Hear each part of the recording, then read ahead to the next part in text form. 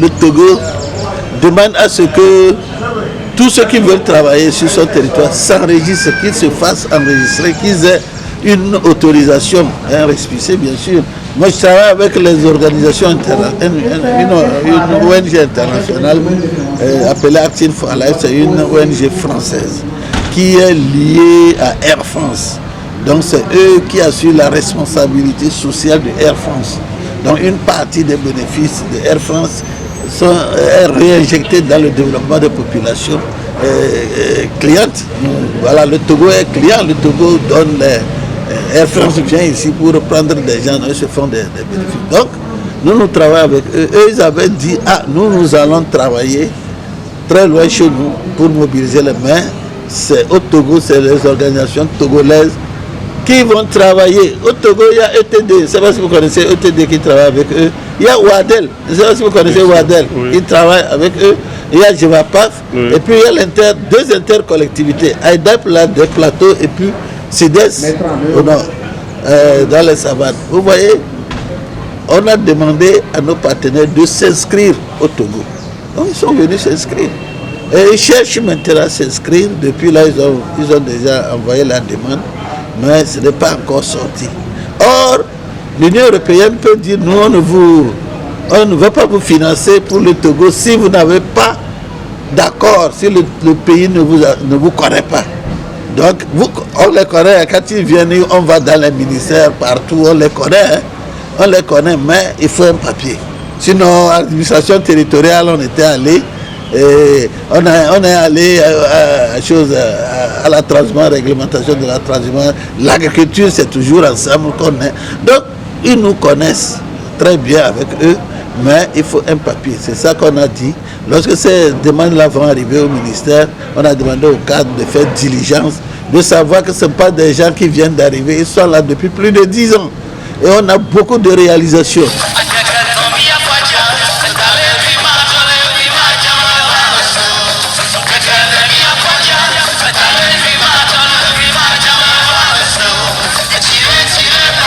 Il faut dire que les deux sessions nous ont fait que, nous ont réveillés. Cela nous a réveillés parce que chacun était dans son coin et pensait que ce qu'il faisait, c'était la meilleure des choses. Mais lorsqu'on s'est approché des autres et on a vu ce qu'ils font, on s'est remis un peu en cause. On a réfléchi pour voir qu'est-ce qu'on pouvait faire pour aller vers notre autonomie. Vous savez, les ONG aujourd'hui ne peuvent pas seulement vivre de l'argent chaud venant des partenaires. Il faudrait que nous-mêmes nous mobilisons les ressources. On peut les mobiliser de différentes manières. La première manière, vraiment, c'est de faire lever de fonds, un fonds résine auprès des sociétés, auprès des populations, des cadres du milieu, pour pouvoir mener des actions dans le cadre du social. Mais la deuxième chose aussi, c'est d'avoir, pourquoi pas, des AGR. AGR pour avoir de l'argent, pas pour se partager comme bénéfice, mais pour réinvestir dans le développement, dans les actions sociales. Et là, les ONG, si nous voulons vraiment survivre, si on veut pérenniser, faire long feu, on doit penser à ça, parce que de plus en plus, les bailleurs se font rares. Et aujourd'hui, les bailleurs font confiance peut-être aux collectivités territoriales, c'est-à-dire les maires et autres. Il suffit que les maires renforcent leur capacité et qu'ils soient prêts à jouer ce jeu. Parce qu'aujourd'hui, c'est ce qu'on disait tout à l'heure, le maire sait ce qu'il cherche, il connaît le problème de son territoire, il sait ce qu'il faut dans ce coin-là et ce qu'il faut dans l'autre coin. Ce n'est pas quelqu'un qui viendra d'ailleurs pour lui dire ça ou bien pour lui faire ça.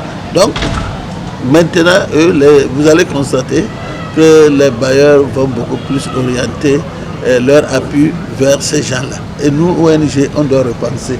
On doit utiliser tout ce que nous avons acquis comme expérience pendant longtemps et faire en sorte que nous puissions avoir ce que nous voulons pour travailler.